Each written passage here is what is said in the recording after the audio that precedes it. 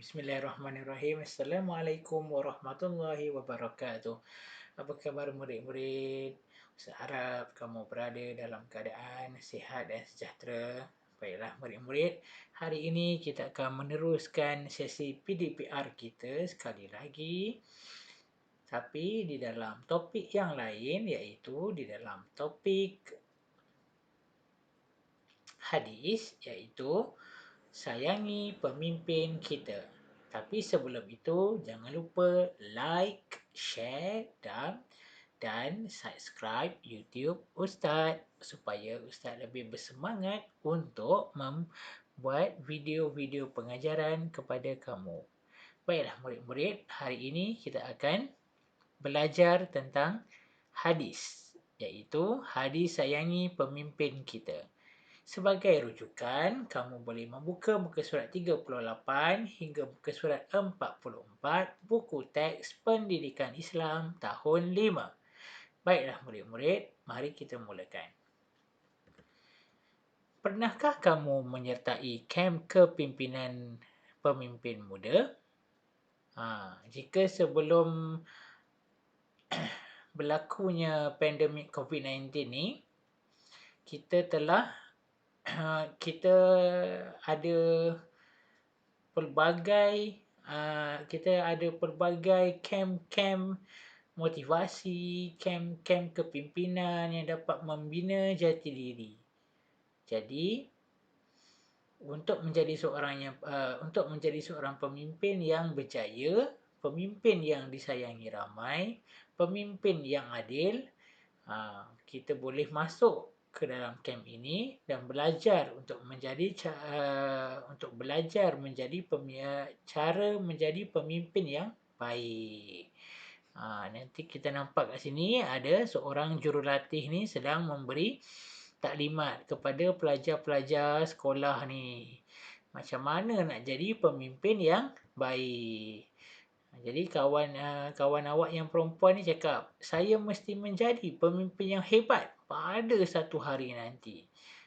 Semua orang mesti menanamkan dalam diri yang mereka ataupun kita ingin menjadi pemimpin yang hebat pada satu hari nanti. Baiklah murid-murid, mari kita baca hadis tentang mentaati pemimpin. An Abdullah bin Umar radhiyallahu anhu anna an-nabiy sallallahu alaihi wasallam qala sam'u wa ta'atu 'alal mar'il muslimi fima ahabba wa kariha ma lam yu'mar bi ma'siyatin fa iza umira bi ma'siyatin fala sam'a wala ta'atin. Maksud hadis tu, apa maksud hadisnya? Daripada Abdullah bin Umar radhiyallahu anhu, Nabi Muhammad sallallahu alaihi wasallam bersabda, wajib atas seorang muslim untuk mendengar dan mentaati. Mentaati kepada siapa? Mentaati kepada pemimpin dalam perkara yang kita suka ataupun yang kita tak suka, selagi mana dia tidak diperintahkan melakukan maksiat ataupun tidak diperintahkan melakukan sebarang dosa. Apabila diperintahkan melakukan maksiat, maka tiada kewajipan untuk mendengar dan mentaatinya. Kalau kita ada seorang kawan yang menjadi pemimpin, kawan kita, katalah seorang ketua kelas, dia minta kita untuk ambil buku daripada bilik guru. Kita sebagai orang yang dipimpin, kita kena taat, kena ikut cakap pemimpin tu, kena pergi ambil buku di dalam bilik guru. Tapi kalau kawan kita dia membuli kita, dia menyuruh kita untuk pergi membelikan dia makanan di kantin, kita tak boleh ikut.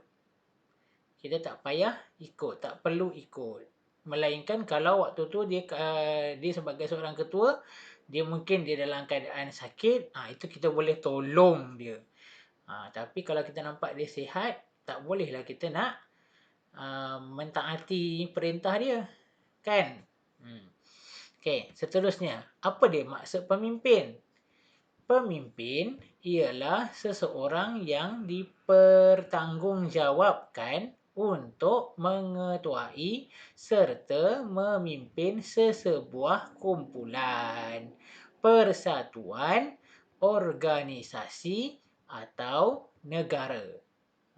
Pemimpin ialah seorang yang dipertanggungjawabkan menjadi ketua. Seorang pemimpin ni maksudnya seorang ketua yang dia kena mengetuai satu kumpulan ataupun persatuan ataupun organisasi ataupun negara. Itu adalah maksud pemimpin. Jadi salin maksud pemimpin ini. Baiklah murid-murid. Seterusnya, siapakah pemimpin di dalam kalangan kamu? Ini adalah latihan bagi kamu. Kamu sebab di dalam peta bulatan ni, kamu buat peta bulatan di dalam buku tulis kamu dan isikan. Siapakah pemimpin di kalangan kamu? Kamu boleh jawab ketua kelas. Kamu boleh jawab kalau di sekolah siapa? Pengawas. Kalau ketua bagi guru-guru, guru besar. Kalau ketua bagi negara, Perdana Menteri, Yang di-Pertuan Agong.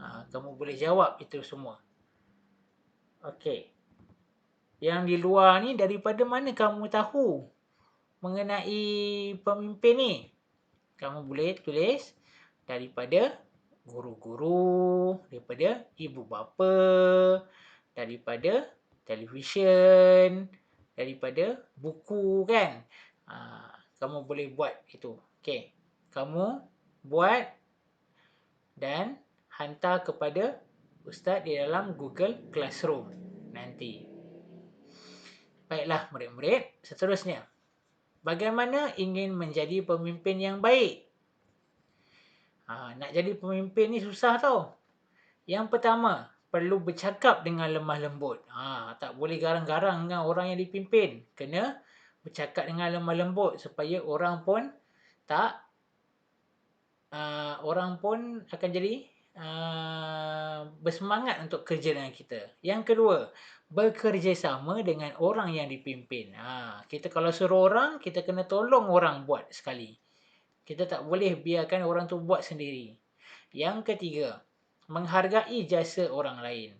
Kita kena ucapkan terima kasih. Terima kasih tolong saya. Terima kasih kerana membantu saya menjaga kelas.